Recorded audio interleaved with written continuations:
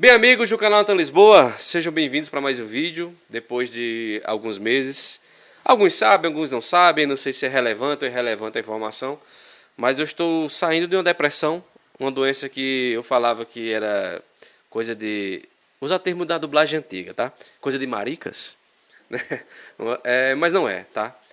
E eu reitero uma vez, eu falei no vídeo, se você está precisando conversar com alguém, eu me predisponho à disposição. Tá bom? Me predispõe à disposição, ficou até redundante isso, não sei nem se está certo. Mas enfim, Me põe à disposição, né? já fui Ou, corrigido. ou simplesmente me predisponho. Exatamente. Então eu fui redundante, ainda bem que eu me corrigi. E fui corrigido também pelo nosso convidado, o queridíssimo Leonardo Camilo, que é o primeiro. Eu vou chamar de cavaleiro, Leonardo. Você é o primeiro cavaleiro que aceita o meu convite. Eu estou muito feliz, muito honrado. Seja bem-vindo para o canal Natan Lisboa. Natan, primeiro que tudo é um prazer falar contigo, é um prazer estar aqui no seu canal, Natan Lisboa, conversando sobre isso que eu acho uma arte fantástica, né? Uma Sem arte dúvida. que ela tem um tom todo especial por trabalhar justamente a coisa da voz, assim como isso antes, né? Os primórdios, né, do que seria a dublagem um dia eram as radionovelas Uhum, uhum. da, né, que havia muito e tal no rádio. Mas eu Correto. queria começar, né, já que você estava falando aí com as pessoas que te seguem, que estão aqui ouvindo hoje, sobre depressão. E aí você falou de maricas. Existe ainda vários estigmas Uhum. em cima desse tema, né? Sim. Ah, as pessoas que tiveram, ou que vão ter, ou que nunca terão, têm que ter a consciência de que isso é uma doença, né? Uhum. Uma doença, e que a gente tem que combater como qualquer outra. E uma das coisas primordiais, uma das coisas principais, é você saber que você tem outras pessoas, por mais que você não queira nenhuma delas naquele momento, mas só de você saber que elas estão ali, independente de você querer ou não, elas não vão se afastar, então ali você se sente um pouco seguro. Sim. E eu já tive depressão muito forte, eu já fiquei me curando, saí de São Paulo e fui para Natal e passei 4 meses Uhum. em Natal, na casa da minha irmã, naquele lugar maravilhoso, com uma academia com uma piscina do outro lado da rua, o mar ali embaixo, ali na Ponta Negra, e eu não saía de casa, não saía nem do quarto e tal. E isso tudo tem um motivo que não vem ao caso e tudo Sim, mais. sim. É a situação em si. Então, isso qualquer um de nós pode passar, qualquer um de nós pode ter. Uma coisa que eu aprendi com tudo isso, e hoje me conhecendo mais, quando eu sinto uma ponta de, de aviso de alguma coisa relacionada à depressão, eu procuro já detectar o que não está legal para mim, o que está me fazendo mal. Uhum. Alguma coisa que eu possa dar uma melhorada em mim ou nas coisas que eu estou fazendo ou nas relações que eu estou tendo. Às vezes alguma coisa não está encaixada Uhum. Uhum. e que acaba refletindo na gente mesmo. Então, é, é interessante, porque eu tomava remédios, obviamente, eu ia fazer a terapia, eu fazia reiki, eu fazia tudo o que, né?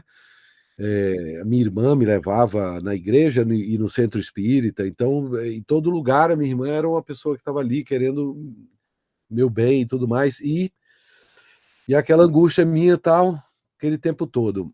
Um dia, minha namorada de São Paulo ligou para mim chorando, e eu que chorava quando ela ligava. Uhum. Uhum. E, e, e ela me disse que o peixinho dela, que a irmã dela deu, pegou fungo e morreu. Ah. E naquele momento me veio uma coisa assim, eu falei: "Espera aí, pois para de chorar porque eu vou fazer uma homenagem ao teu peixinho, eu vou nadar no mar.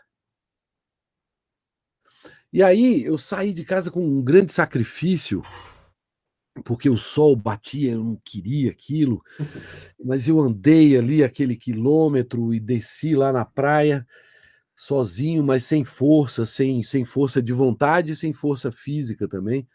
E de repente eu cheguei, me dei a coragem e dei um mergulho no mar. As pessoas mais antigas vão conhecer, você talvez já tenha pego o final disso com os teus pais e tal, Uhum. nas TVs com aquela antena assim, que você ficava rodando ela, botando Ah, eu peguei. Botar o bombril, eu peguei. É. bombril e Tô tal. com Então, 36 anos, mas peguei. muita gente não conhece. Então, você É. pegou, garoto, você ainda pegou. É, você tinha que levantar e tec, tec, tec, tec. Aquilo ali ah, evoluiu, né? Uhum, uhum. Acabou, né? E assim são as coisas da vida. As coisas vêm e vão. Então a gente perceber isso e saber que os caminhos São a ciclos. gente tem que são ciclos e São os ciclos. caminhos a gente tem que detectar também para dizer, opa, deixa eu dar uma recuada aqui, deixa eu ir por esse outro lado aqui, porque opções você É, tem. é verdade. É Basta verdade. você, né? Já dizia eu fiz uma peça de teatro muitos anos atrás em São Paulo, aliás, a primeira que eu fiz aqui em 1978, As Incríveis Histórias do Mullah Nasruddin, Uhum. Mullah Nasruddin, que é uma figura, assim, como contar a história do, do sei lá,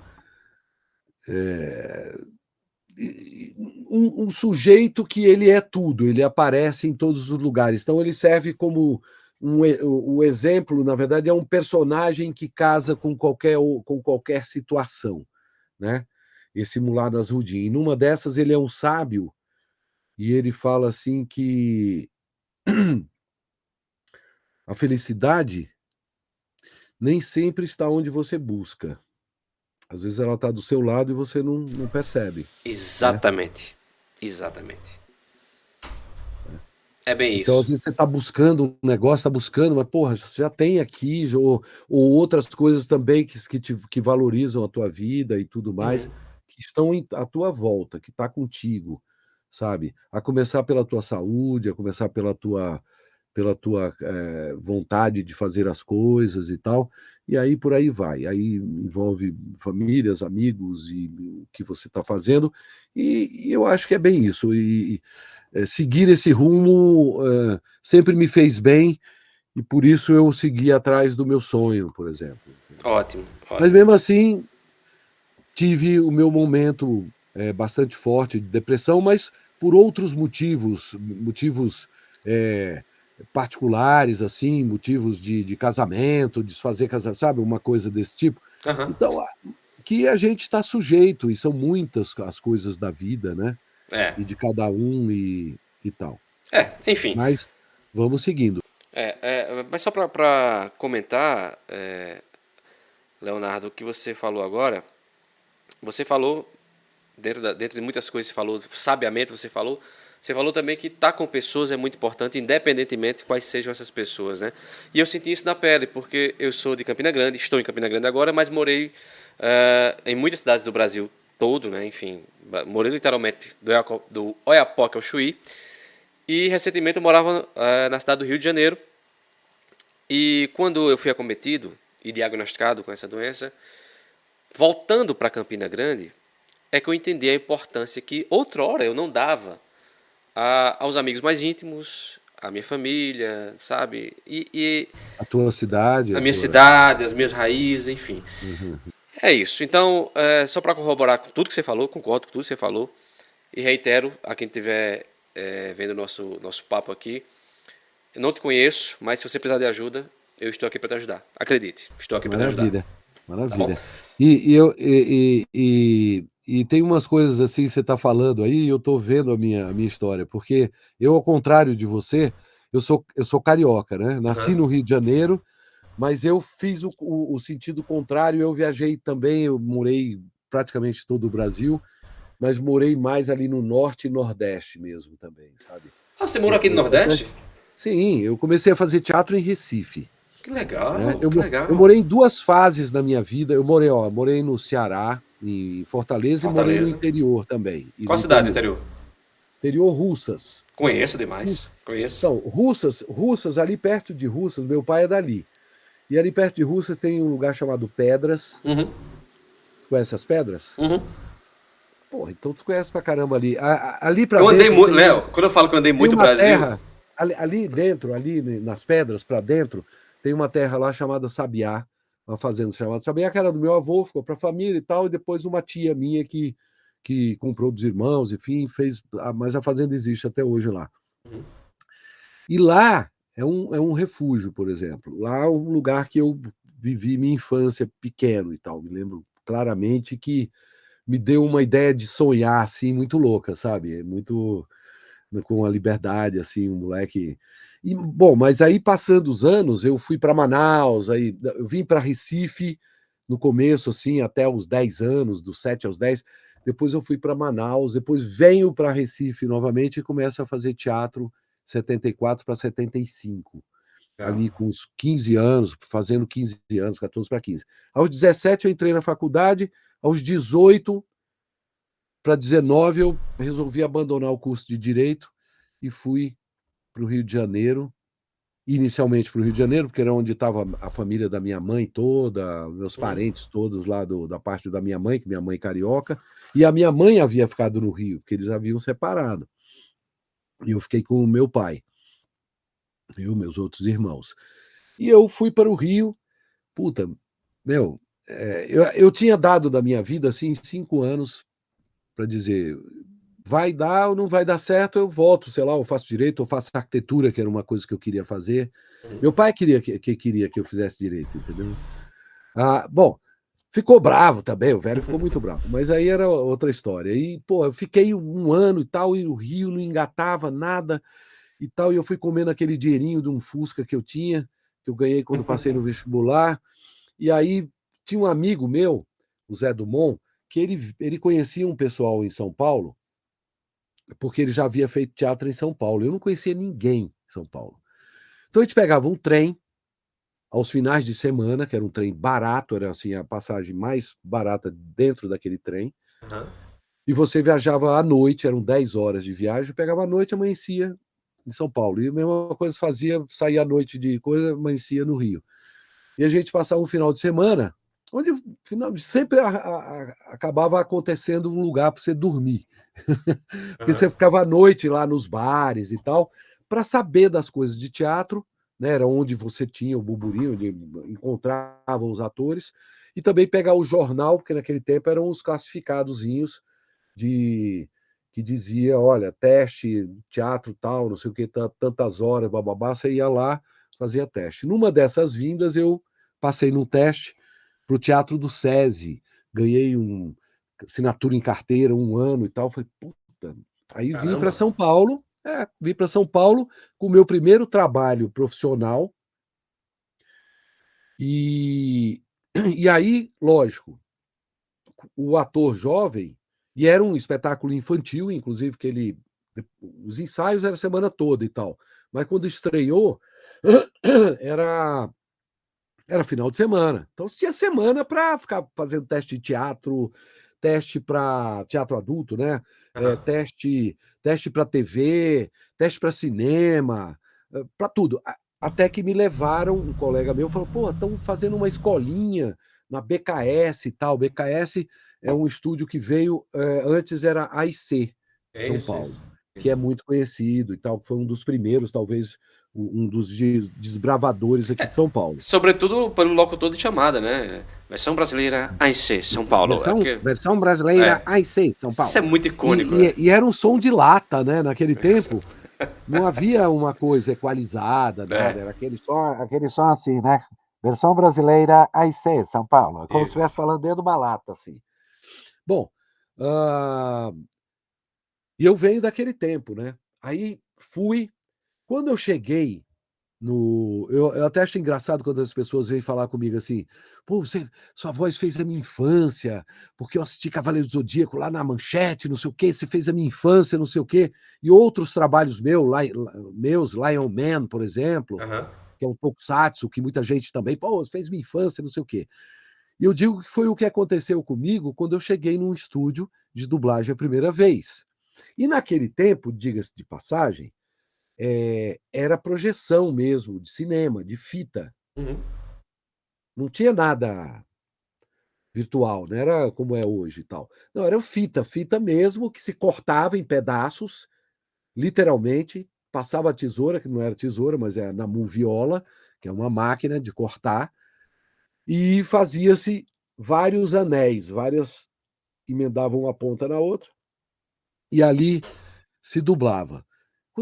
E eu era cinéfilo, eu adorava cinema, eu às vezes saía de um filme, entrava num outro cinema, via outro, entrava, via 3 filmes, às vezes num dia, saía 10 horas da noite e acabava de ver filme. E, e aí aquilo também era uma caixa de cinema, porque Aham. tinha que ser tudo escuro, tinha projeção lá, só que era 16 milímetros, não era de 32. De, não era tela grande. Mas já era gigante, assim. Então tinha que ser um estúdio pé direito muito alto, duplo, triplo, e fundo e escuro, só tinha uma luz Mas tênue. nessa época que você tá falando aí, ainda era projeção a carvão? Ou era Sim, já esse projetor a a carvão, carvão? a Tá. carvão, a carvão. Projetor gigantesco, assim. Então se projetava ali, e às vezes até por ser uma coisa a carvão, e o carvão queimava, Uhum. queimava. Ou saía o dente, né? Porque é aqueles dentezinhos que tem, que tá tudo dentilhado, né? Na fita de cinema, aquilo vai num dentezinho. Então, se aquilo solta também, a fita corre e pode quebrar, porque ela dá soco, né? Bom, todas as coisas daquele tempo eram mágicas demais. Naquele tempo, ou se dublava ou se dublava. Não tinha alternativa. Não tinha nada que te auxiliasse tecnicamente, como hoje existe. Hoje você consegue jogar um som para frente, para trás, comprimir, esticar um Aham. Aham. pouquinho, desde que não vá distorcer, você consegue trabalhar. Naquele tempo não, você sincava ou sincava, fazia 2, 3, 4, 5, 10, quantas fosse preciso para fazer, interpretação e tal. Então imagine um texto deste tamanho, dentro daquele anel, ou seja, daquele trecho de 20 segundos. Um Uhum. trecho onde aquele ator está falando pra caramba. O bife. O O famoso bife, bife. o famoso bife, famoso bife. Quando você chega na última linha, você tropeça e erra. Nossa senhora. Tinha que voltar e fazer tudo. Não tinha como aproveitar parte, Caramba. certo? Então, a precisão, o foco, né, a concentração em cima daquilo que você estava fazendo tinha que ser enorme. Você ia para lá e tal, ficava, dava aquela ensaiada, ficava olhando aqui o texto, vendo a métrica, né, o tamanho da fala, o ritmo que a pessoa está falando ali, e tinha que fazer isso como hoje também, assim, você tem que resolver isso de uma forma rápida. Uhum. Não pode ficar lá, ô, passa mais um. Não, você tem que resolver, e aí grava, grava. E era muito interessante também que tinha situações que tinham 4 atores no mesmo anel. Era um anel que um falava, outro falava, outro falava, outro falava, tinha que ser no mesmo anel ali. 4 ou 5 atores. Ficavam 4 ou 5 na mesma estante, no mesmo microfone. Aí tinha aquela técnica de dar a pescoçada, sair, o outro entrar, entendeu? Caramba. E tudo isso era uma coisa muito artesanal e muito incrível, com uma energia fantástica. As pessoas estavam ali interpretando ao mesmo tempo, um do lado do outro. Isso a gente foi perdendo também. É isso que Hoje a eu gente ia te perguntar faz, o seguinte. hoje a gente faz tudo sozinho.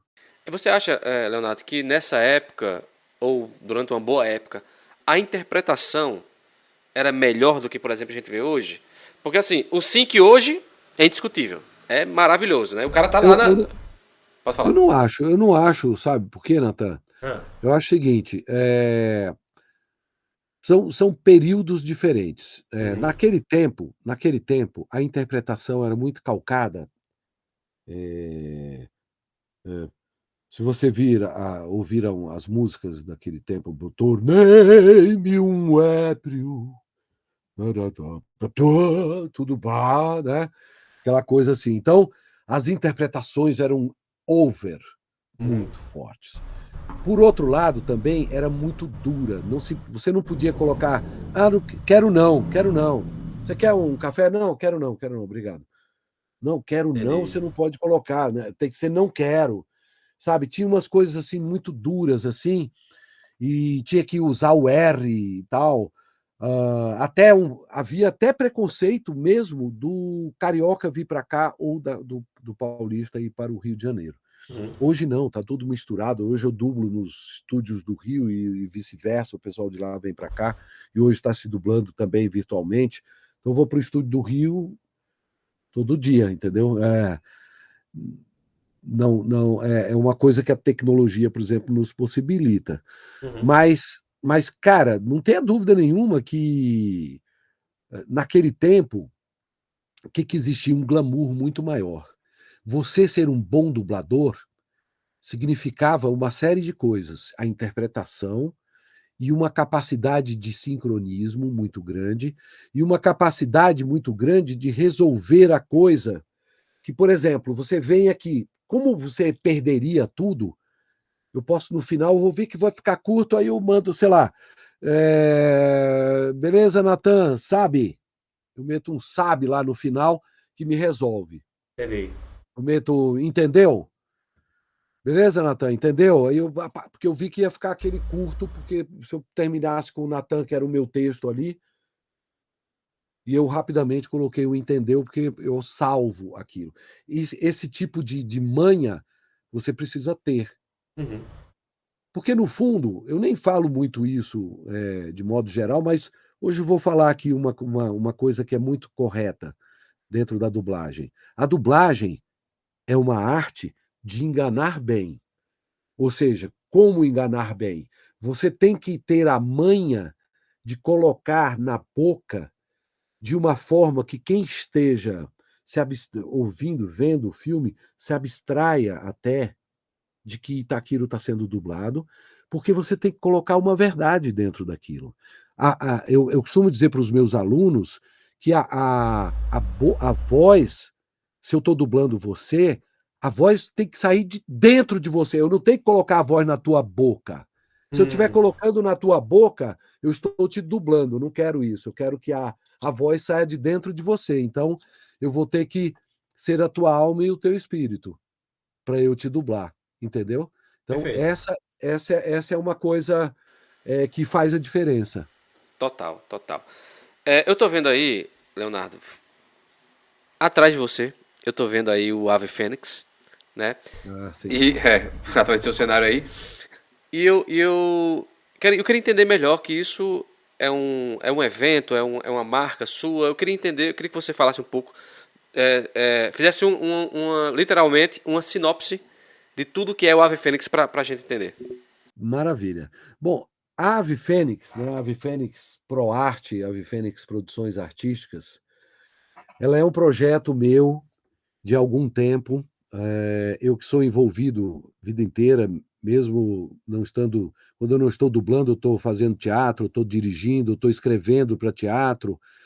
Eu dirijo audiovisual, estou dirigindo agora, acabei de dirigir um piloto de um reality para televisão, para streaming. Então, eu estou sempre ligado à arte. Uhum. E a minha esposa também. A minha esposa ela é bailarina, ela tem uma escola de dança. E a gente tem um trabalho junto também, já há 15 anos que a gente faz um espetáculo dança-teatro, teatro-dança, que a gente leva em lugares. E aí a gente sempre quis, assim, a gente fala, pô, vamos. A gente tem tanto trabalho, tanta carga de experiência, ela Só a escola dela já está com 30 anos, vai fazer esse ano agora. Caramba, Vai caramba. fazer o espetáculo dela no final do ano. É com essas redes sociais da escola dela. Se tiver, pode falar, que eu coloco aqui também. Sim, é grupo de dança do Grey. Ok. Bem assim, grupo de dança do Grey. No Instagram também, tá? Grey, exatamente, Grey. Ok. Grei, Grey. É isso aí mesmo, Ok. Grei. Perfeito. E aí lá tem o grupo de dança do Grey, tem lá, puta, ela começou aos 14 anos, né? Quando ela veio de São Paulo, né, fez balé lá no Municipal e em outras escolas, e veio com a família para o interior também, teve essa mudança, e ela então monta a escola de dança. E nós, unindo a nossa arte e a nossa vontade de produzir, ela tem uma experiência muito grande em produção, eu também com todo o meu lado da dublagem, dos meus eventos que eu faço, dos workshops que eu dou, os cursos que eu ministro, as palestras e tudo mais. Então a gente falou, pô, precisamos profissionalizar isso, precisamos montar a nossa empresa, porque ela já é uma empresa, só que está correndo, sabe, como se não fosse. Aí fica caseiro o negócio. Aham. Então aí a gente criou então a Ave Fênix Pro Arte, e um dos projetos que eu já tinha na cabeça há algum tempo era de falar num evento geek pop de cultura pop oriental, entendeu? Sobre a dublagem, sobre a voz desses personagens todos, tanto de tokusatsu como de anime, Legal. como de game, ah, tudo isso envolve essa alma e esse espírito que eu falo para você, que são as vozes dos dubladores, Uhum, uhum. né, que fazem a cabeça do pessoal, porque é o anime, é o boneco, é o desenho, é a história que é muito bacana, mas a alma e o espírito é aquela voz, aquela interpretação, Total, total. né? E aí vem a empatia, né, com essa voz e com tudo mais. Tanto é que nós temos aqui, eu tenho aqui, que eu vou te passar, que aí depois você coloca para o pessoal ouvir, Exatamente. que é o nosso jingle, que diz tudo, tá?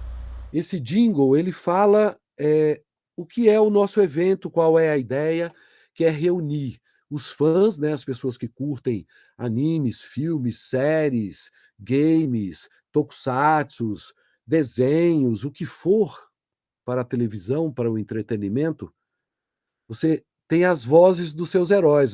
Tem gente que gosta da minha voz porque eu dublo o Richard Gere. Eu sei que eu poderia ser seu pai. Acha que a gente devia parar? Olha aqui, isso é uma descrição muito patética. E eu não aceito isso, eu não concordo com isso. Porque eu dublo o Nicolas Cage. Assistente do diretor do arcebispo da escola Keenan, senhor. E diretor de disciplinas.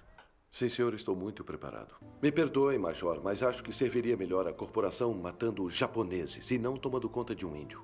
O Pierce Brosnan. Eu liguei para o nosso contato em Saigon. Ele disse que os vietnamitas encontraram os corpos há 3 horas. Alguém do jornal sabia, antes do governo vietnamita. Carver é dono do jornal Tomorrow. Foi há muito tempo, antes dela se casar. E isso é muito legal. Você ter 15 dubladores que você vai multiplicar por 10 personagens famosos desses, que você vai ter quantas vozes lá que você vai reconhecer, né, dos seus heróis e tudo mais. Então, essa é a grande ideia, é o centro do negócio. Só que, além disso, nós temos salas temáticas, então, de tokusatsu, de animes, de CDZ. Vai ter um estúdio de tatu geek lá, que Legal. faz essas tatuagens geeks e tal, dos desenhos e parará. Vão ter jogos e games retrô, aqueles antigões, que você vai poder lá e brincar com Atari, com não sei o que e tal. Cara, e aí com isso, meu amigo, a gente pretende fazer esse grande congraçamento assim, entre as pessoas que são do universo da dublagem. A gente vai ter lá um talk show onde eu vou entrevistar 16 amigos meus. Aham. Amigos. uns de 40 anos de amizade, outros jovens, garotos que começaram há 10 anos, então, que eu conheço, que eu vi pequeno, uns que eram alunos meus e que hoje viraram diretores e tal, e famosos dentro de alguns personagens bacanas e tal. Então, vão estar lá conversando, para a gente botar mesmo essa coisa nossa do que existe ali dentro, sabe? Não só falar sobre exatamente a dublagem, mas a gente trocar as nossas ideias juntamente com a plateia. Vai ser um negócio muito bacana. Mas, ó, vou te pôr aqui para você ouvir. Aqui. O mundo da dublagem se revelará a você. As vozes dos seus heróis você vai reconhecer. Animes, filmes, séries, até games vai ter lá. E com a ave que renasce, vamos todos nos juntar. Ave Fênix Geek Show. Ave Fênix Geek Show. Ave Fênix Geek Show. Esse grito, Leonardo, é numa palavra, tá? Vou definir: covardia. Eu me arrepiei. Mas olha, meu Deus. aí você percebe, você mata a charada na hora, Nathan, por que a minha empresa chama Ave Fênix. Óbvio. É, direto e reto, porque assim, existe uma correlação, assim, Leonardo Camilo é a Ave Fênix e a Ave Fênix é Leonardo Camilo. Porque a minha carreira inteira, desde Cavaleiros, ou seja, 28 anos, fez esses dias agora. Isso. Dia no 1º de lançamento setembro. da Manchete, isso. Há 28 anos que eu falo isso nos eventos, que eu grito o Ave Fênix diversas vezes, e as pessoas, quando me encontram, quando me reconhecem, pedem.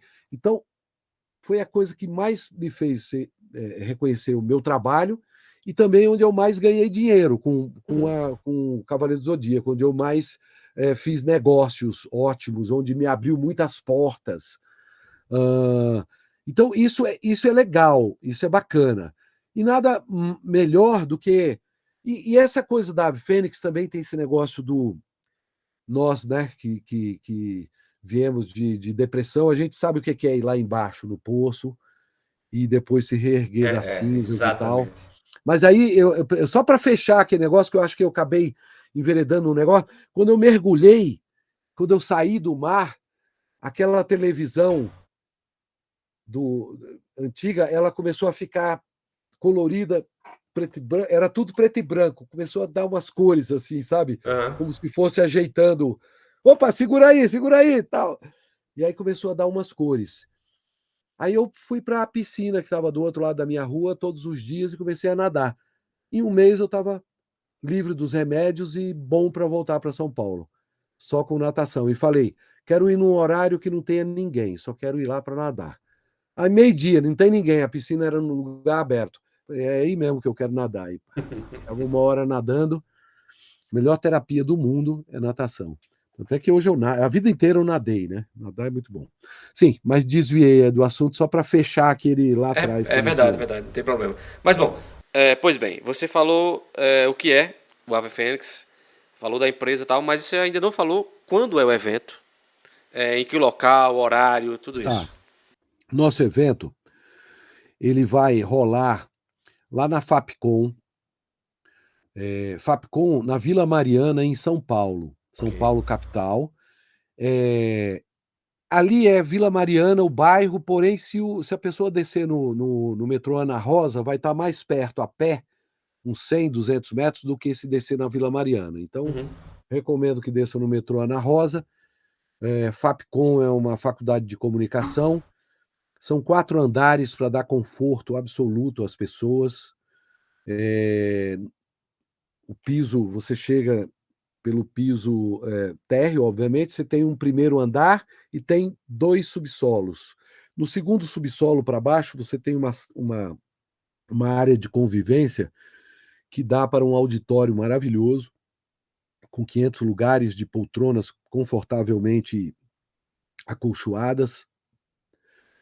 um som maravilhoso, um palco perfeito, onde a gente vai ter lá bandas também, e esse talk show acompanhado de uma banda, onde a gente vai bater papo, conhecer todo esse pessoal, além de inúmeras coisas que vão rolar, de diversão, brincadeiras, batalhas, jogos de tabuleiro, os próprios games retrô, games, jogo atual, salas de exibição também, tanto de animes como de tokusatsu, vão ter atrações o tempo todo, além de lojas e tudo mais.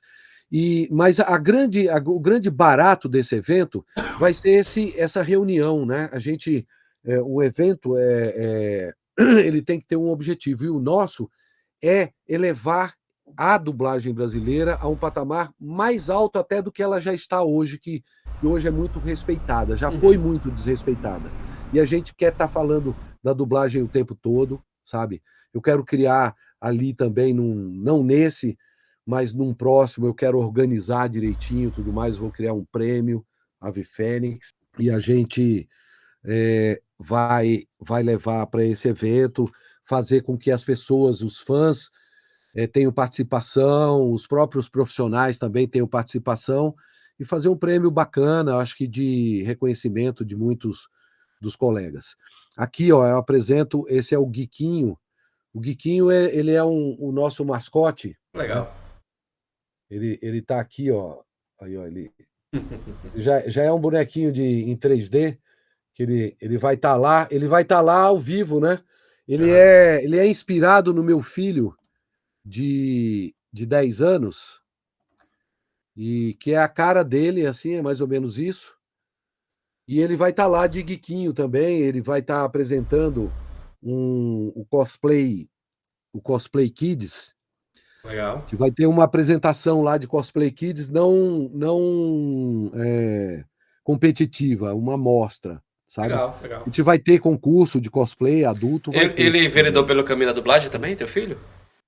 O meu filho, ele é um artista desde pequenininho. Por conta da escola de dança, ele está sempre lá com a gente. Então ele começou a dançar com a mãe também, depois dançou em outras escolas, hoje estuda numa escola de dança também, no contrafluxo da escola dele.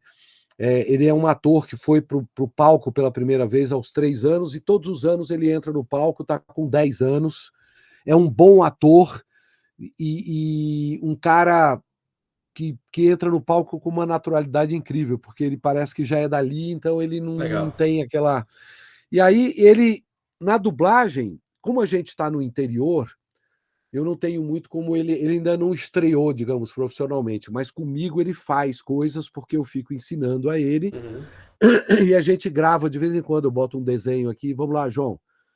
E aí o João Lucas começa a gravar as dublagens dele, e a gente vai... E ele tem uma coisa muito boa, que é um ouvido muito bom. Porque, assim como para música, para dublagem, você tem que ter um ouvido muito bom para você pegar aquilo que você está ouvindo no tom, no volume, na intensidade, saca? No mesmo peso, e transformar isso na versão brasileira. Esse aqui é o grande barato da dublagem. E o João, ele tem essa naturalidade, a naturalidade da criança, a criança tem bem essa coisa. Todas as crianças que eu dei aula, em geral, elas se deram bem, os pais, né? Porque aí depende muito do pai levar ou ter tempo e tal. Alguns não seguem por isso. Mas aqueles que foram, e foram outros, várias turmas, a criança, ela tem uma coisa muito legal, diferentemente da gente adulto. A gente chega cheio de razões, conceitos. Conceitos e preconceitos. E preconceitos, né? Correto. Enquanto que a criança não, a criança está mais livre, então ela aceita as coisas com muito mais tranquilidade. A didática é outra completamente, entendeu? Você não pode colocar uma criança junto de uma turma de adulto, que você não vai dar certo. Mas você fazer, sabe, a didática com a criança e tal, é muito legal, eles aceitam, gostam. E é isso, essa é uma arte muito dinâmica, né? Assim, aí fechando aquela tua pergunta, eu acho que hoje o texto, hoje o falar, está muito mais atual, quer dizer, está muito mais solto. Uhum. A interpretação É mais tá muito coloquial, mais, né? mais coloquial, mais naturalista. Uhum. Dependendo da Perfeito. obra, é bem naturalista, como a obra de cinema é também. Antigamente era tudo muito assim. O cara falava assim, aí cortava a câmera, o outro falava assim, era, né, naqueles filmes lá da década de 60, 50 e tal. Hoje os filmes têm uma dinâmica muito naturalista, então a dublagem segue esse mesmo padrão e diga-se de passagem também que até com o recurso do tecnológico, a gente, além de já se fazer uma dublagem muito boa com relação ao sincronismo mesmo dos dubladores, ainda tem esse recurso ainda de dar uma ajeitada para deixar 1000%. Mas você, Leonardo, não me falou ainda quando vai ser o evento e como é que eu compro o ingresso. Tudo isso, eu preciso saber. Tá, então vamos lá. Vou Então, brigar contigo, cara. eu tô falando, porque eu me empolgo de falar do evento, de tanta coisa legal que vai ter lá, Aham. que eu não esqueci de dizer não, mas é porque a gente vai deixando para o pessoal ficar mais com vontade Ah, de saber. entendi. É uma estratégia de marketing, tá vendo? Eu que tô errado. Você me perguntar várias vezes é muito bom, porque aí o pessoal, e aí, esse cara? E ele vai ficar falando agora e não vai dizer não, é? É Então é o verdade. Então, seguinte, então antes de você falar a data, é, tá bom. você Ó, falou, eu vou você falar a falou de Ave data agora Fênix. só para vocês saberem. É, você falou do Ave Fênix, explicou tua marca e vem do Cavaleiro do Zodíaco. Chegou a hora de se renderem. A luta terminou. Obedeçam, miseráveis. Mesmo que seu grande mestre Shaka tenha razão, ou que a minha batalha seja justa nas asas do destino, isso veremos agora. Ave Fênix!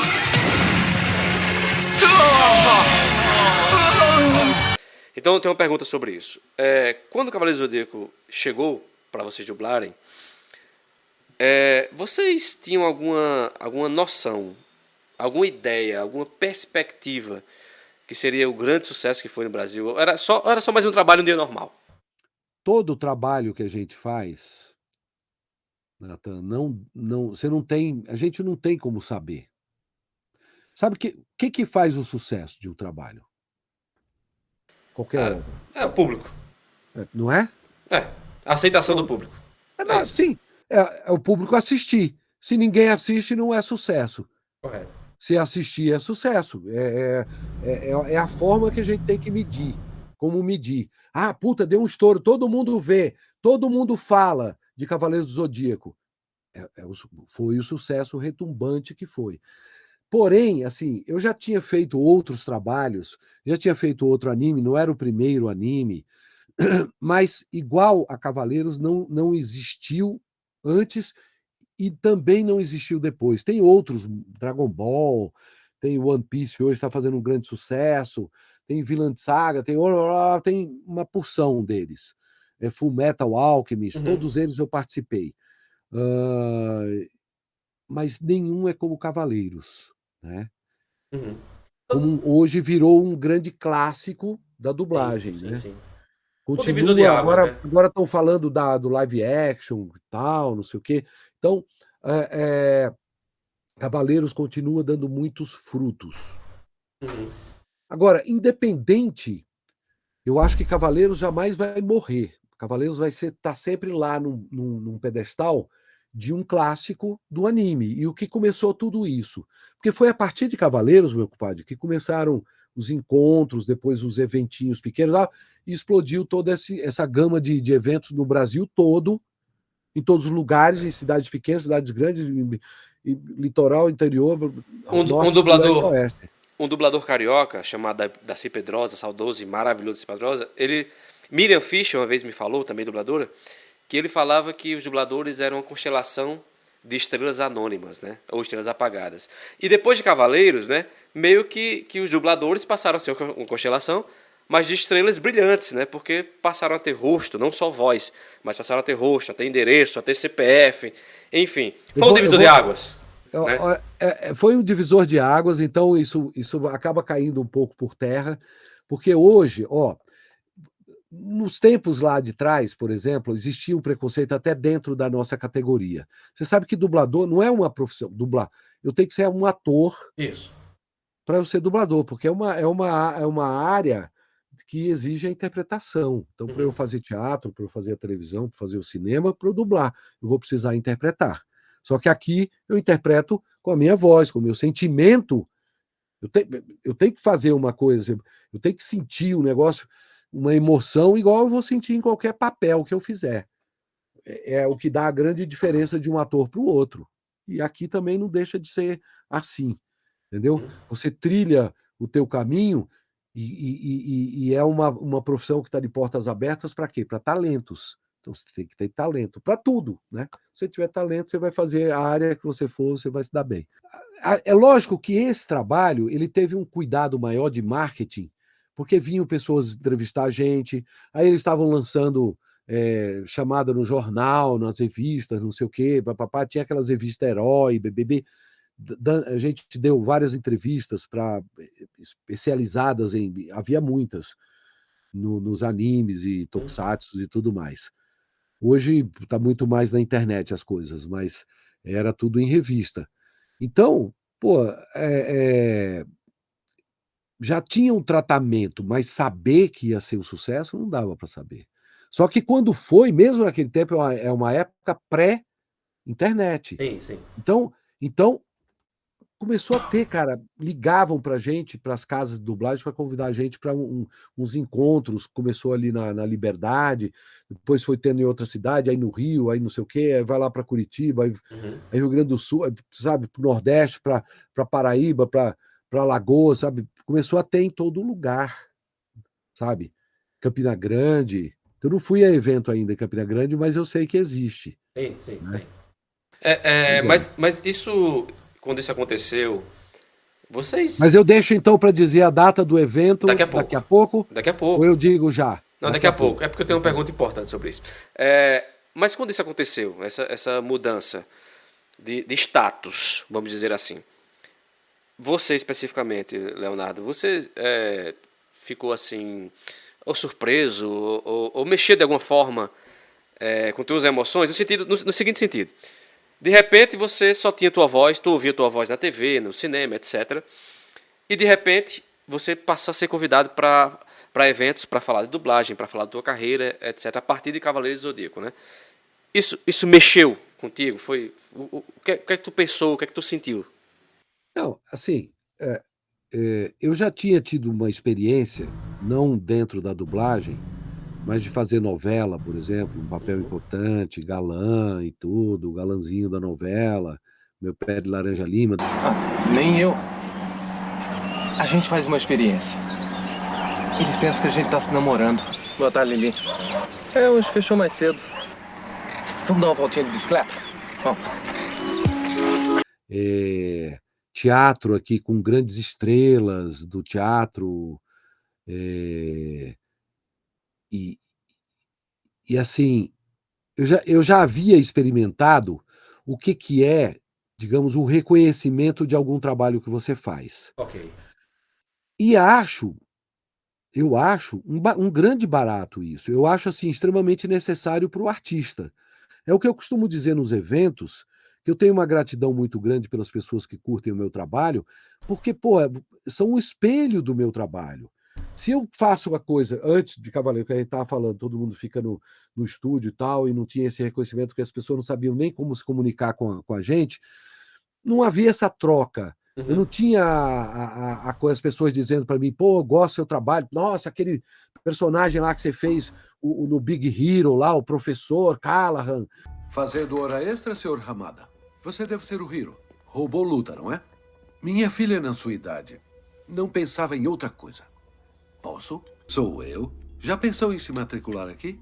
Eu poderia dar um jeito. O Pai Coelho não é sério que você fez o Pai Coelho lá da Zootopia? Judy, já pensou em por que sua mãe e eu somos tão felizes? Abrimos mão dos sonhos e relaxamos, não é, Bonnie? Viu? Essa é a beleza da tranquilidade, Judy. Se não tentar nada novo, não vai falhar. Sabe, e é muito legal essa troca, e as pessoas curtem. Na sua maioria tem muito carinho. Eu tive um ou dois assim em toda a minha. Eu hoje estou muito mais ligado para estar muito mais junto com a turma, né? O pessoal que curte tudo. Mas sempre muito bem recebido, sempre com muito carinho. Então, isso é muito legal, isso dá um retorno bacana para o trabalho da gente. A gente faz o trabalho, eu como artista, faço trabalho para o público, eu tenho, tanto faz eu estar fazendo teatro como televisão, como qualquer outra manifestação artística, e a dublagem não é diferente, eu vou fazer para o público, para as pessoas assistirem e gostarem. E conseguirem, assim, a melhor dublagem é aquela que você assiste e você nem percebe. Depois alguém pergunta, era dublado ou não? Puta, aí você tem que parar para pensar um pouquinho. Não, era dublado. Mas você tem que parar, às vezes, para pensar, porque, sabe? E assim, o legal também é que algumas pessoas dizem, mas dublagem tem um certo preconceito ainda. Meu amigo, tecla SAP. Tá ali, a tecla SAP tá ali. Hoje em dia. Você sabe a língua, você sabe todas, você sabe turco, alemão, polonês, eslovênio. Eu costumo dizer o seguinte: se você não quer ler um filme, assista dublado. Simples assim. Ou você domina ou não domina, porra. Esse negócio E outra coisa, se você lê aquela legenda para a televisão, principalmente, para o cinema já é, para a televisão é mais ainda. Ela tem que ser comprimida, eu tenho que colocar parte do que está sendo dito aqui. Se eu for colocar tudo que eu estou falando aqui na legenda, ninguém consegue ler, nem me ver, nem consegue ver porra nenhuma. Se for um filme do Woody Allen, então. Filme do Woody Allen você não consegue assistir. Para dublar é um trabalho danado dublar um filme do Woody Allen, porque é todo mundo falando misturado e tal. Então imagine um filme legendado do Woody Allen. Você não coloca nada ali, você escolhe um personagem, escolhe o Woody Allen ali que está na cena. Pois é. Né? Leonardo, então é isso. Antes de eu te perguntar sobre boa dublagem, e eu vou contextualizar, agora sim eu quero saber qual a data do evento e onde é que eu compro ingresso. Bom, o nosso evento vai rolar dias 15 e 16 de outubro, na Fapcom, como eu falei, em São Paulo, na Vila Mariana. Né? Um lugar acessível, porque é metrô para todo lado, todos os metrôs chegam lá. Quem conhece São Paulo, quem está em São Paulo sabe, e quem vem para São Paulo também, mesmo chegando de ônibus de cidades do interior ou de outros lugares que chegar em São Paulo, tanto o aeroporto quanto tem um metrô para vir para Ana Rosa, Vila Mariana. E vai rolar dias 15 e 16 de outubro, o dia todo, começa às 9 da manhã, vai até às 20. São atrações de bandas, como eu falei, de muitos dubladores e de muita festa, de muita luz, de muito encontro, oportunidade de se fazer, de tirar fotos, de autógrafos, e sabe, vamos ter lá também loja oficial, sanduíche oficial do Ave Fênix Geek Show. Então, todos lá, vamos todos nos juntar no Ave Fênix Geek Show no mundo da dublagem. Perfeito. Vai ser muito, muito legal. O link tá do site e o link já direto para comprar o ingresso vão estar aqui na descrição desse vídeo, tá? E independentemente do tipo de ingresso que você vai comprar, leve também um quilo de alimento, tá? Acho que vai ser legal para todo mundo, vai acabar ajudando muita gente que precisa, tá bom? Isso é um pedido pessoal. Boa, isso é legal, Mesmo você comprando ali o seu ingresso de meia, ou você comprando o seu ingresso VIP, ou o passaporte, é legal você também levar um quilo de alimento, que vai estar ajudando muitas famílias. Com certeza. Muitas instituição aí muito confiável. Pois bem. Leonardo Camilo, eu sou apenas um fã de dublagem, um consumidor, né? E como consumidor, eu já sou uma pessoa chata por natureza. E como consumidor, sou a pessoa mais chata ainda, tá? E a gente que é consumidor, a gente que é fã, a gente fica meio puto da vida quando algumas vozes têm que ser trocadas, né? Independentemente do motivo. Enfim, mudou de praça, mudou de distribuidor, etc, etc, etc. O dublador não pôde, etc, etc. A gente não gosta. E há casos aqui no Brasil que parece que aquele ator ou aquela atriz, ela nasceu com a voz brasileira. Eu vou citar apenas dois exemplos antes de fazer a pergunta, né? 2 exemplos. O Adam Sandler, que é o Alexandre Moreno, e o Arnold Schwarzenegger, que para nós fãs é o Garcia Júnior, tá? E tem um terceiro ator que o dublador que mais encaixou com ele é falecido, que é o saudoso Ino Tamata, que é o Bruce Willis. Já sabia que você ia falar dele. Óbvio. Mas a gente fazer uma pergunta no seguinte sentido, olha só. Eu vou repetir que eu sou chato, tá? E quando Newton da Mata faleceu em 2006, eu fiquei bem chateado porque já gostava muito dele, etc. E pensando, cara, como é que vão ser os filmes do Bruce Willis? E aí, houve alguns dubladores, dentre eles, você. E você já tinha dublado o Bruce Willis ainda com o Newton da Mata vivo, né? E se a gente for falar em coisa bem dublada, eu vou te falar aqui, sabe, assim, fazer um elogio muito grande. Você foi, entre aspas, que a palavra não é essa, mas você foi, entre aspas, uma substituição que caiu como uma luva, tá?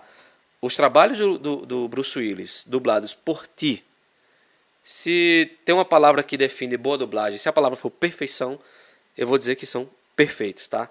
Então eu quero primeiro te elogiar, porque realmente substituir, repito, entre aspas, o da Mata e num cara icônico como o Bruce Willis, assim, não é para qualquer um. E assim, te agradeço por todas as vezes que você dublou o Bruce Willis, porque é inegável, não vou ser hipócrita com você, a saudade de ver Newton, de ouvir Newton com o Bruce Willis é muito grande, mas contigo essa saudade ela é amenizada, sabe? Porque o teu trabalho é impecável, cara. Pois, Natan, deixa eu te falar uma coisa interessante. Eu não conhecia o Newton, ele era de São Paulo, ele foi para o Rio de Janeiro, aí se radicou lá. Depois, no final da vida dele, ele já estava em São Paulo, de volta, estava dirigindo, estava bastante doente, eu já quase não conseguia mais assim dublar grandes coisas e tal. Mas, enfim, o da Mata, para mim, é a maior unanimidade, até mais até do que essas que você citou, do Sim, Garcia Júnior e tal. O da Mata era a maior unanimidade. Era o cara que, se o filme vinha aqui para São Paulo, ou mandavam lá para o Rio o filme para ele se autodublar lá, ou alguém dirigia ele lá, ou ele pegava um avião e vinha para São Paulo. E ninguém substituía, era raro se substituir alguém. Então, era uma voz que era do Bruce Willis no Brasil. E aí tem uma situação entre mim e o da Mata que é interessante. Eu, jovem dublador, comecei aos 20 anos, mas ali eu estava no meu auge, já fazendo altas séries, já fazendo galãs e tal, nos meus 30, entre 30 e 45 anos, foi uma fase onde eu peguei grandes atores para dublar, que hoje estão comigo, alguns que eu já citei, mas isso faz esse tempo aí para trás. E aí acontecia uma coisa muito interessante. Às vezes eu estava televisão ligada, passando algum filme, e eu me ouvia. Aí eu falava, pô, vou ver que filme. Opa, um filme que eu dublei aqui e tal. Tinha muito mais curiosidade, eu estava com 10, 15 anos de carreira ali. E o filme que eu dublei e tal, eu começava a olhar e eu não reconhecia. E ao mesmo tempo eu começava a reconhecer, eu falava, mas tudo carioca aí. Mas eu me ouvia e eu achava que era eu. Aí vinha uma inflexão, eu falava, puta, não, é o dublador do Rio. E esse dublador do Rio, algum tempo depois, eu vinha saber que era o Newton da Mata. A gente tinha a voz idêntica. De, às vezes, fazer a mesma inflexão, o mesmo tom, a mesma coisa, o mesmo anasalado, pá, tal. Então, foi quase que natural essa transição que ficou para mim. Tá tudo bem? Tô. Certeza? Parece que tá com dor de barriga. Dá pra explicar por quê? Todo americano de verdade sabe que o único condimento que se deve colocar num hambúrguer é ketchup! Ou talvez um pouco daquele molho especial de que gostam tanto aqui no Canadá. Mas acho que tem também um pouco daquela maionese. Eu juro por Deus, quando espalham aquela maionese, eu poderia matar alguém. Obrigado por falar comigo. Dar boas-vindas à vizinhança. Você tá bem? É, claro. Parece que está com indigestão. Quer me dizer por que eles fazem isso? Todo americano sadio sabe que o único condimento que se deve botar no hambúrguer é ketchup! Ou talvez um pouco daquele molho especial de que vocês gostam tanto aqui no Canadá, que eu também acho que leva um pouco de maionese, mas eu juro por Deus, quando eles começam a botar maionese, me dá vontade de matar. Obrigado por ter vindo. Por me dar as boas-vindas. E aí, se você me permite, Eu vou te dizer mais uma outra coincidência por conta do Newton da Mata ter dublado um determinado ator, sempre era boneco dele, boneco é quando você dubla Sim. aquele ator sempre, então você tem aquele boneco, ele tinha o Dustin Hoffman, tá? Eu, aqui em São Paulo, havia dublado o Dustin Hoffman uma vez, porque dublava aqui era o Mauro de Almeida, não sei se o Machado dublou, mas era o Mauro de Almeida mais. E eu dublei em Kramer versus Kramer, que era um puta filme que ganhou Oscar e o escambau e tal. O problema é que eu e sua mãe queremos muito morar com você, entende? Por isso nós fomos ver aquela pessoa que eu falei pra você, que é o juiz. Se for bonzinho, aposto que ela compra uns novos. Vai dar tudo certo, filho. Eu juro. Eu posso voltar pra casa se eu não gostar? Como assim não gostar? Você vai se divertir muito com a mamãe, ela te ama tanto. Bom, puta ator, que eu adorava, eu vi todos os filmes dele do cinema, eu sempre gostei muito, achava um grande ator e um dos caras que me inspiraram a ser ator. Que eu via aquilo, eu falava, puta, eu quero fazer esse negócio assim, sabe? Tão bom que era o que os caras faziam. E aí, um dia me ligaram, eu fazia já Bruce Willis anos, o da Mata já tinha morrido há anos, quando lançaram aí tem uns... O da Mata tinha morrido há uns 2, 3 anos, vai, porque foi no lançamento de Kung Fu Panda, vai, para encurtar a história. Me ligaram de um estúdio do Rio dizendo, olha, tem um teste aqui, você faz o Bruce Willis, né? Tá dublando, dublo, me dica aí uns filmes e tal. Aí eu indiquei uns 2 filmes para eles. Viram lá, acho que o cliente também, e aí pediram para eu fazer um teste. Um mês depois me ligaram, você pode fazer um teste e tal? O que você achava que era? Bruce Willis, né? O cara te liga de novo e fala, você pode passar numa dubladora tal, na empresa tal, fazer um teste pra gente? Ah, claro. Não me falaram nada, eu falei, é um filme do Bruce Willis, já que eles pediram para ver o filme. Bom, cheguei lá, tinha porcaria nenhuma de filme de Bruce Willis e era um desenho que eu nunca tinha visto na minha vida, que era o Kung Fu Panda. E botaram lá o personagem, o Mestre Shifu também, ninguém me falou nada, ninguém me deu dica o que era para fazer, o que deixar de fazer. E eu olhei e resolvi me inspirar mesmo naquela coisa muito boa que era o original. Lógico, as vozes são diferentes, mas a inspiração do jeito dele, da firmeza, do falar, sabe, da mansidão, de repente ser um cara mais duro. E aí eu fui, me inspirei e fiz o teste. Bom, resumindo, eu ganhei o teste, fui lá fazer e descobri que eu era o único dublador de São Paulo que havia sido convidado para fazer o teste, e que toda a produção era do Rio de Janeiro, os atores todos eram do Rio de Janeiro, inclusive o Lúcio Mauro Filho, que foi o Panda. E todo mundo do Rio de Janeiro, e o Rio de Janeiro tem altos dubladores com um tipo de voz da minha que poderiam fazer muito bem o danado do Mestre Shifu. Aí eu tive a curiosidade, depois que eu terminei o trabalho, eu perguntei para a diretora por que eu, o único dublador, nunca tinha dublado no Rio até então, fui o único dublador de São Paulo, vim para fazer teste, vim para cá. Por quê? Aí ela disse, porque o Newton da Mata dublava o Dustin Hoffman, e a voz original do Mestre Shifu nos Estados Unidos é o Dustin Hoffman.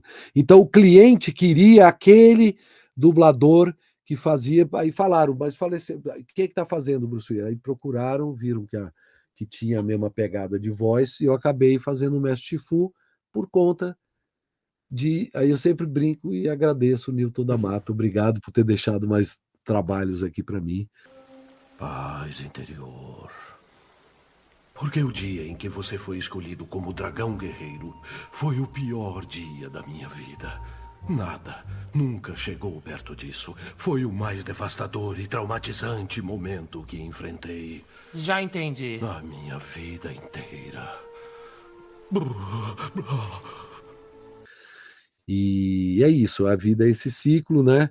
E eu na minha carreira, né, fui construindo, né? As coisas foram acontecendo e eu sempre fui muito austero, eu sempre fui muito crítico de mim mesmo, né? Eu sempre, assim, me cobrei muito, né? Um trabalho que eu faço em qualquer lugar, eu sempre tive, olha que bonitinho. É, Bonitinho ou bonitinha? bonitinha. Se eu não falar com ela, Ah, a é, gente né? não consegue fazer a entrevista aqui. É, Tá bom. pronto, já falei. E aí, sabe, você vai construindo isso, né? Conforme você vai fazendo o teu trabalho e que as pessoas veem que você se dedica. Quando eu fiz aos 33 anos, foi o meu boom dentro da dublagem internamente, os diretores, as pessoas passaram a me respeitar muito mais como um ator, como um intérprete, quando eu fiz Jesus de Nazaré, do Franco Que Zeffirelli. trabalho, nossa. Que é aquele do Franco Zeffirelli, que é uma maravilha e que modéstia, sem falsa modéstia alguma, foi o trabalho que eu mais consegui resultado, assim, porque eu pedi até para o dono do estúdio, até para extrapolar as horas que eles me. Você está Uhum. entendendo? Que eles me escalaram lá, porque eu extrapolei as horas de tanto que eu, às vezes, me emocionava em uma cena, e tanto que eu queria a perfeição da respirada, do tom exato. Então eu fazia e falava, puta, não, eu faço outra. Só que nesse tempo você tinha que. Você já podia separar a pista ali, mas você não tinha muito. Você não tinha recurso técnico nenhum de puxar som nem nada, de mexer nada. Eu dublava, eu Aham. dublava. Então tinha toda essa coisa de ser muito mais demorado, muito mais trabalhoso, mas com um resultado que eu adorei fazer. E isso me abriu todas as portas dentro da dublagem. Passei a ser muito respeitado pelos antigos. O Espírito do Senhor está sobre mim, porque ele me enviou para dar as boas novas aos pobres. O reino dos céus não virá da maneira que os homens veem. Arrependam-se e acreditem nas boas novas. O reino dos céus. Vejam. Já está sobre você. No meu tempo, o funil era muito assim mesmo, existia uma hierarquia, Uhum. sabe, do diretor, depois vinham os galãs, as pessoas que estrelavam as estrelas e os galãs, os medianos ali que faziam, e depois os iniciantes. Então tinha toda aquela coisa bacana de respeito. Hoje misturou um pouco tudo, né? Está um pouco pasteurizado, eu poderia dizer. Então a molecada também dubla sozinha, então não tem muita referência, sabe? Enfim, são outros tempos. Então, você ter uma dublagem bem feita, muito bem sincada, muito lip sync, certinho, e uma interpretação medíocre, ruim, você vai se incomodar. Uhum. Total, Fica legal, você não vai acreditar naquilo ali. total, total. Uma excelente interpretação suplanta, às vezes, até uma coisa que não está muito bem sincada, mas está uma puta interpretação. Você nem percebe, de repente. Como Você algumas obras embarca. antigas, né? Que o sync não era necessariamente tão perfeito, mas a interpretação era de uma forma que você não tinha Não desligava do Não, negócio. exato. A emoção tava lá, tava contida e você ficava É. preso naquela emoção. Assim, a gente não pensa nisso, né? Porque a gente aqui tá tudo normal, a gente vê filme, a gente já falou aqui de ver legendado, de ver original. Uhum. Se você conhecer a língua, maravilha, qualquer um faz isso. Agora, para o deficiente visual, sabe? Você sabe que eu ouvi um depoimento ontem ou anteontem, que eu estava conversando numa rádio com uma deficiente visual, uma rádio para deficientes visuais. Eles amam mais a dublagem de filmes do que mesmo a audiodescrição de livros Acredito, ou mesmo acredito. ou mesmo de um filme, uma audiodescrição. É porque eu acho que traz Você pra realidade, né? Helena? você Traz- você você você ouve os personagens interpretando, eles sentem aquilo. Uhum. Então então existe uma empatia muito grande. Então, a dublagem, ela é uma atividade de tanta possibilidade, né? Hoje os games, que eram todos em inglês ou todos na língua original, hoje tudo a gente coloca a voz, porque aí são para as várias, né, possibilidades. Então, às vezes você fala 1.500 frases Nossa. ou mais. Eu já fiz um game que eu sentei, fiz 10 horas seguido o trabalho, cara. 10 horas. Caminhando para o fim do nosso papo, a gente falou de pandemia agora, citou pandemia e está falando de tecnologia. Então, eu tenho duas perguntas relacionadas a isso. Logo no início da pandemia, algumas obras tiveram que ser paralisadas, a dublagem parou, como o mundo parou, né? E aí, mesmo com resistência de alguns, houve até discussões na internet, etc., sobre a dublagem remota, que iria acabar com a interpretação, não seria tão bom, alguns clientes não queriam, outros queriam, etc., etc. Mas a dublagem remota veio e está instalada, né? Então, a minha primeira pergunta é sobre isso. Você acha que a dublagem remota é um caminho sem volta? Salientando que, por exemplo, você está agora no interior de São Paulo, né? E você dubla muito na cidade de São Paulo. E creio que você está dublando hoje muito remotamente, né? No conforto do seu lar. Então, a dublagem remota, ela veio para ficar? E você concorda ou discorda que houve algum dano, alguma perda relacionada à interpretação ou à qualidade da dublagem como um todo? Não. Primeira coisa, a dublagem remota, ela veio porque havia tecnologia para isso, e ela veio para não haver uma paradeira, uma quebradeira mundial de trabalhos. Isso não foi só aqui no Brasil, em vários lugares do mundo se montou estúdios remotos, e já há lugares que se pratica isso, antes até da pandemia, na Europa e tudo mais. Não concordo que caia, porque é a mesma coisa. Eu estou aqui no meu estúdio, você está aí, você é o diretor. Não importa se você está aí no Nordeste e eu estou aqui no Sudeste, ou que você está do meu lado aqui, no mesmo ambiente que. Você pode passar essa mesma informação aí, de onde você está para mim, do que se você estivesse aqui do meu lado. Isso não vai mudar em nada a interpretação, absolutamente nada. A única coisa técnica que muda é que, por exemplo, quando você aí está captando o som do que eu estou gravando aqui, você capta, eu dublo aqui, estou dublando, sincando tudo mais. Só que quando você recebe o som, ele tem um pequeno delay, dependendo da internet de um ou de outro. Porque às vezes o meu está quase zero e o outro está um pouquinho maior.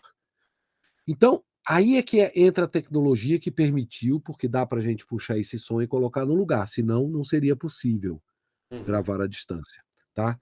Então, quanto a isso, quanto à interpretação, não mudou absolutamente nada. O que possibilitou foi a gente ter uma otimização de tempo. Os estúdios todos se adaptaram, os sons são testados e aprovados. Então, o som de um e de outro praticamente se parece, porque entram técnicos e vão testar o teu som, você manda samplers de som, é aprovado ou não, aí você tem que adaptar o teu estúdio até chegar lá. Então, isso ficou muito mais fácil. As pessoas entenderam, nesses 2 anos praticamente de dublagem remota, como trabalhar isso para dar dinâmica. Antes era muito mais travado, porque as pessoas não entendiam direito e tinha que mexer, e o cara demorava. Agora não, já praticamente já vai lá, já coloca o começo na wave lá e o resto já deve vir bom. E senão é um pequeno ajuste ali ou acolá. Outra coisa que possibilitou foi exatamente isso. Deu aqui na minha casa eu dublar para vários estúdios de São Paulo, que eu teria que demorar 1 hora para chegar de um estúdio no outro. Eu dou uma clicada no botão, não só vou para outro estúdio em São Paulo, como eu vou para um estúdio no Rio de Janeiro também. Como eu vou para um estúdio em Campinas, como eu vou para Curitiba. Então eu dublo em diversas praças, porque a tecnologia permite, né? Lógico que tem alguns clientes que hoje, agora, principalmente, que já se relaxou mais a questão da pandemia e tudo mais, que já estão se dublando presencial com todos os requisitos, com todos os protocolos e tudo mais, mas já está se dublando presencial. Então, tem trabalhos que eu vou a São Paulo fazer, Uhum. que são importantes, que são legais, às vezes é para cinema, tem que colocar um microfone aqui diferenciado e tal, não daria para ser no meu estúdio, um negócio, vou para lá. Um game, sexta-feira eu estarei em São Paulo dublando esse game que eu estava falando para você, porque o cliente quer tudo naquele mesmo estúdio, naquele som. Isso, a meu ver, veio para ficar, porque as pessoas investiram também, montaram estúdios, computadores, microfones, acústica, houve investimento. Percebeu-se que é possível se trabalhar assim, que dá uma dinâmica, que você tem o elenco na sua mão com menos possibilidade de atraso até, né? Você não precisa se deslocar. Agrega valor ao meu tempo, porque, como eu disse, eu saio de um estúdio e entro no outro, eu não preciso dar um hiato, então tenho mais. Eu otimizei meu tempo. Porém, eu acho que vai ficar híbrido durante algum tempo. Híbrido. Alguns trabalhos vai crescer essa coisa do presencial, mas o trabalho vai ficar híbrido. Uma boa parte você vai fazer à distância e uma parte você vai fazer Vai presencial. depender sempre da produção. Dependendo da produção, do cliente, o que vai ser, se é para cinema ou não, se é um game, se é isso e aquilo. Então vão aparecer vários, algum que o cliente tem, tem clientes assim que eles têm receio de vazamento e tal. Se vê que existe uma toda, eu não consigo captar a imagem do filme que vendo, mas eu poderia eventualmente filmar aqui. Aham. Mas só que eu assino um contrato de confidencialidade e tal. Então, existe a lei, assim como você não pode entrar com um celular dentro do estúdio para não ficar fazendo selfie, nem reels, nem porcaria nenhuma, com um trabalho que nem foi lançado ainda, porque hoje está muito mais simultâneo. Os trabalhos hoje são de lançamento mundial.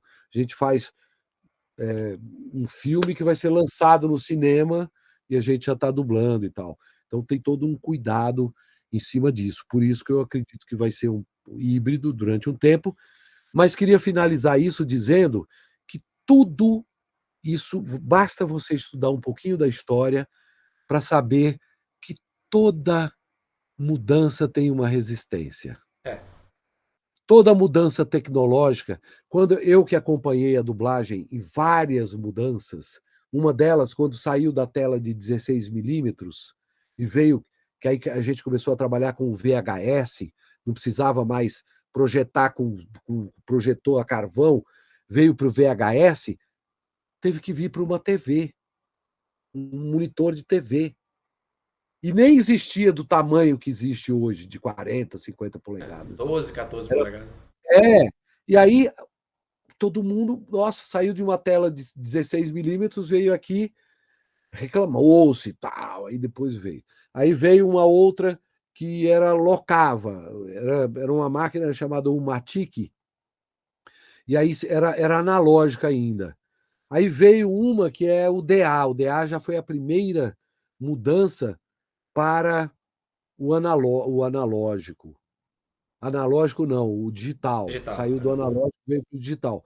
Só que aí demorava 10 segundos para a máquina locar o som com a imagem, sabe? Para poder você entrar certo e tal. Então, puta, que tornou um pouco que a gente fazia mais rápido, soltava mais em cima, 4, 5 segundos. Não, 10 segundos para locar e às vezes chegava, puta, não locou. Vamos lá de novo. Aí veio o Pro Tools, que todo mundo também, um monte de gente reclamou, e algumas casas, por não entender a ferramenta que tinha, não deixava nem mexer. Falava, não pode mexer não pode puxar, não pode fazer isso e aquilo. Aí depois é que entenderam que isso, porra, dava muito mais dinâmica. Então, a realidade é que toda mudança tem as pessoas que são, quer ver, tem medo. Mas espera aí vai poder dublar gente do Rio também entrar na internet e dublar? Aquela reserva de mercado, sabe? Aquela coisa. Isso tudo tem que cair por água abaixo. O que vale é o talento, é um elenco, nacional. Mercado, meu amigo, se você for pensar, pensa um pouquinho assim, TV a cabo, quantos? 500 canais? Nossa. Alguma coisa assim. Os streamers, então? Não, exatamente, eu comecei falando de TV a cabo para entrar nos streaming. O streaming é quase que infinito hoje, e aí tem o TVs de internet, tem não sei o quê, tem de tudo, de mobile, de celular, disso ali. É muita produção, é muita coisa, é muito produto. Os realities, os documentários, tudo hoje tem a voz do dublador. Os desenhos são milhares, os canais só de desenho, o canal só de anime, o canal só de tokusatsu, o canal só de não sei o quê, só de filme de guerra, só blá, blá, blá, só dos antigos, sabe? Enfim. Então, ainda falando de tecnologia, minha última pergunta sobre tecnologia tem muitos softwares hoje que imitam e até certo ponto substituem voz e até o rosto, né? Você acha que, rapidamente, Leonardo, você acha que um dia a dublagem poderá ser substituída por algum software que imita inclusive a voz do ator original, por exemplo? Olha, se você for levar em consideração quando começou o GPS, que é antes até de a gente ter smartphone, vendia um que era só para GPS. Já se falava, aí era assim, entre a esquerda, Isso. entre a direita, siga em frente por 2 horas. Hoje o cara já fala com você. Entre a direita, siga em frente por 20 minutos e depois não sei o que, tereré. Cuidado, carro parado à direita. Já se fala como se estivesse aqui narrando, falando alguma coisa. Com uma certa interpretação.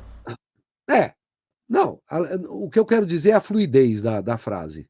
Antes era eu vou, juntava palavras, eu vou entrar à direita. Você deve entrar à direita. Eram palavras que se juntavam e ficava. Você deve, não tinha conexão. Hoje, a tecnologia já permite, você grava as frases ou palavras separadas e eles já conseguem colocar com uma fluidez legal. Você consegue hoje, com a tecnologia, colocar pitch na voz. Então, eu posso ficar com vozeirão assim, ou posso ficar com a vozinha assim. A minha voz mesmo aqui falando, a gente muda tudo. Muda a tua voz, muda a minha.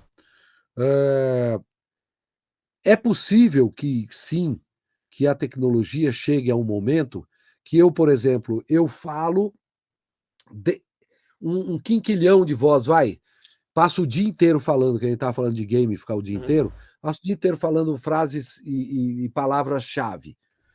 Aí o cara bota tudo aquilo dentro daquele computador, ele vai formar palavras e frases e o escambau, vai falar igual pessoa, e eles vão colocar esse tal pitch que vai ficar parecida ou muito semelhante à voz daquele original lá que você estava falando, do Richard Gere lá, americano mesmo, lá do Bruce Willis, da voz dele mesmo lá, original.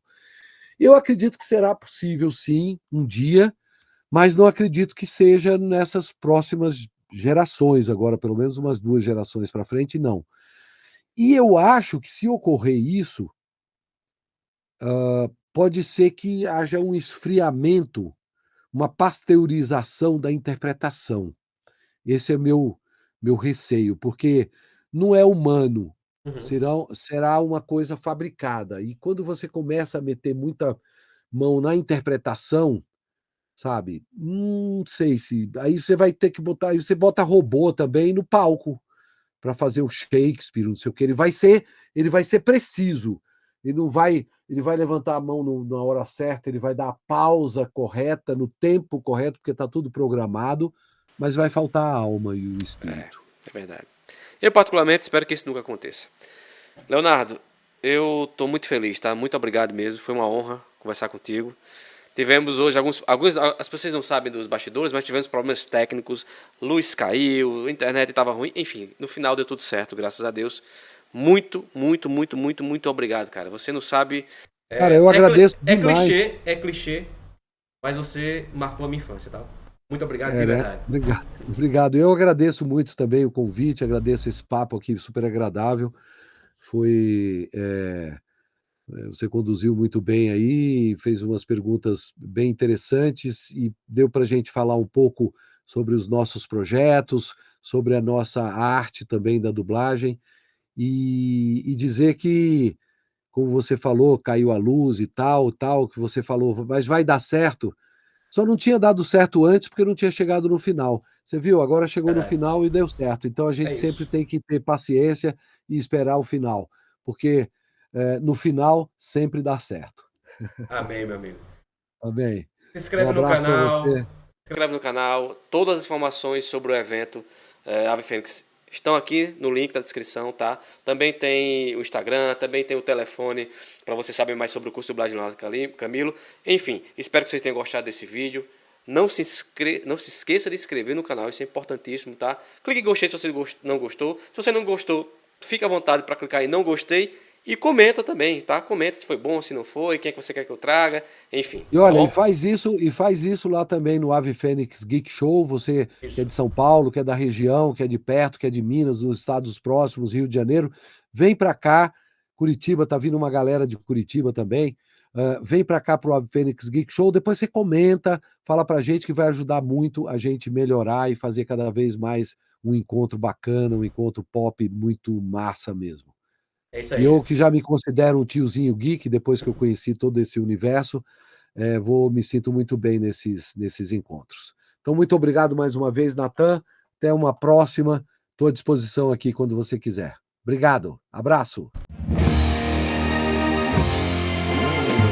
mundo da dublagem se revelará a você. As vozes dos seus